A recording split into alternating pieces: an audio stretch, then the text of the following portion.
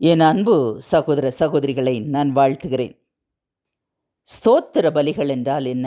அதை எப்படி செலுத்துவது? நிறைய பேருக்கு சந்தேகம் உண்டு. அந்த சந்தேகத்தை நான் தீர்க்க விரும்புகிறேன். இப்பொழுது கிறிஸ்தவர்கள் புதிதா ஒரு ட்ரெண்டுங்க.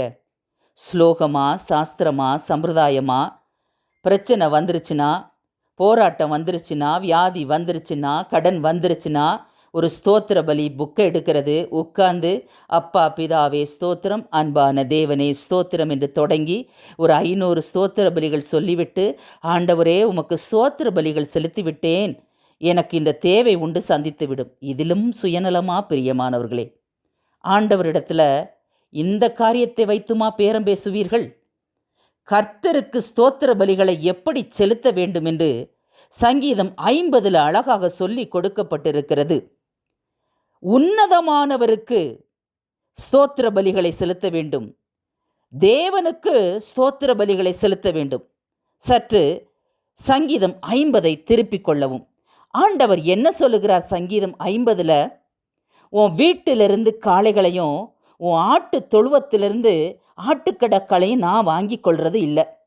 சகல காட்டு ஜீவன்களும் பர்வதங்களில் ஆயிரமாய் திரிகிற மிருகங்களும் என்னுடையவைகள் என்று சொல்லுகிறார். மலைகளில் உள்ள பறவைகள், வெளியில் நடமாடுகிறவைகள் எல்லாம் என்னுடையவைகள் என்று சொல்றாரு. எல்லாமே என்னுடையது என்று சொன்னவர் என்ன சொல்றார் தெரியுமா? பசியா இருந்தா எதற்காக உன்னிடம் நான் சொல்ல வேண்டும்? என்ன ஒரு அழகான கேள்வி. பசியா இருந்தால் உன்னிடம் எதற்கு நான் சொல்ல வேண்டும்? 12வது வசனம், நான் பசியா இருந்தால் உனக்கு சொல்லேன், பூமியும் அது நிறைவும் என்னுடையவைகளே. எல்லாம் என்னுடையவைகள். இந்த பூமியும் இந்த பூமியில் உள்ள நிறைவும் என்னுடையவைகள். அப்படி இருக்கும்போது பசியா இருந்தால் நான் எதற்கு உன்னிடம் சொல்ல வேண்டும்?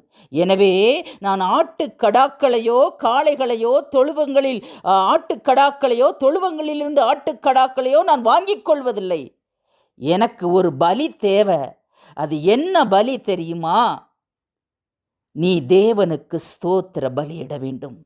உன்னதமானவருக்கு உன் பொருத்தனைகளை செலுத்த வேண்டும். அதுக்கப்புறமா ஆபத்து காலத்தில் என்ன நோக்கி கூப்பிடு, நான் உன்னை விடுவிப்பேன். விடுவித்த உடனே அப்படியே ஓடி போயிராத, நீ என்னை மகிமைப்படுத்துவாய். மகிமைப்படுத்த வேண்டும். நிறைய பேர் டெம்பரவரி, தற்காலிகமாக ஆண்டவரை துதிக்கிற கூட்டம் ஒன்று உண்டு. பெர்மனெண்ட்டாக ஆண்டவரை துதிக்கிற கூட்டம், நிரந்தரமாக ஆண்டவரை துதிக்கிற ஒரு கூட்டம் உண்டு. இந்த டெம்பரவரியாக துதிக்கிற கூட்டம் பிரச்சனை வந்தால் தான் ஸ்தோத்திரமே சொல்லும். பாருங்களேன், ஸ்தோத்திர பலிகளை ஆண்டவர்கிட்ட பேரம் பேசும். ஆண்டவர்ட்டிமாங்க பேரம் பேச வேண்டும்.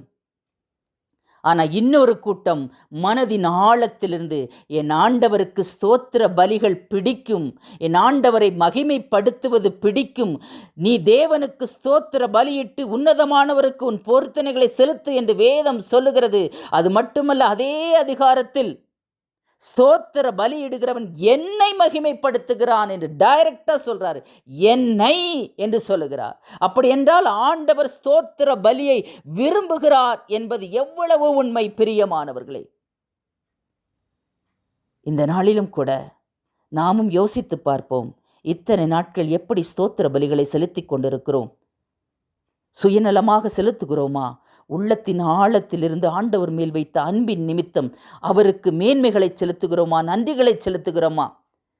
ஒரு நிமிஷம், பல வருடங்களுக்கு முன்பு நாம் எப்படி இருந்தோம், இப்பொழுது எப்படி இருக்கிறோம் என்று ஆராய்ந்து பார்த்தாலே, வீட்டில் நின்று வீட்டை திரும்பி பார்த்தாலே இருதயத்தின் ஆழத்திலிருந்து ஆண்டவருக்கு நன்றிகளை செலுத்துவோம். பாருங்களேன், ஆண்டவர் சொல்றார், ஆபத்து காலத்தில் நீ என்னை நோக்கி கூப்பிடு, நான் உன்னை விடுவிப்பேன்.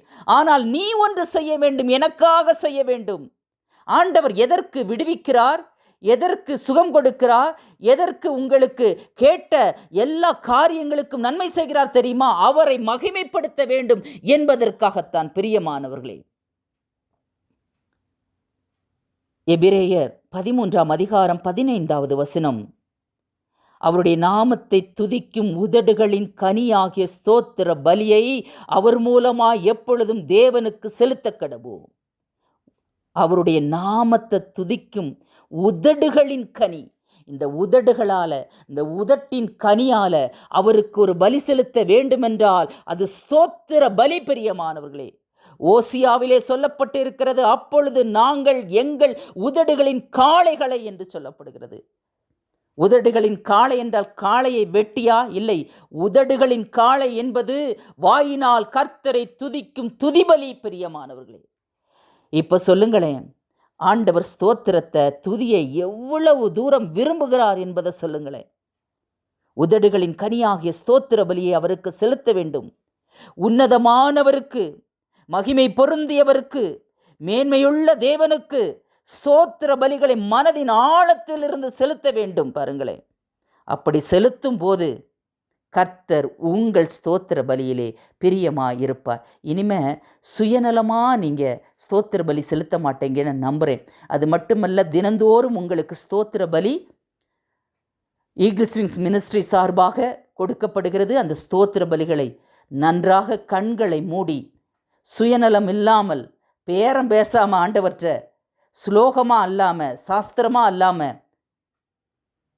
மனதின் ஆழத்திலிருந்து என் தேவாதி தேவனுக்கு மகிமை செலுத்தும் விதமாக என் உதடுகளின் கனியாகிய ஸ்தோத்திர பலியை உமக்காக செலுத்துகிறேன். நீர் சொல்லியிருக்கிறீர், ஸ்தோத்திர பலி இடுகிறவன் என்னை மகிமைப்படுத்துகிறான் என்று சொன்னீங்க. டைரக்டாக சொல்லியிருக்கிறீங்க. இனிமேல் உம்மை நான் மகிமைப்படுத்துவேன் என்று மகிமைப்படுத்தலாமா?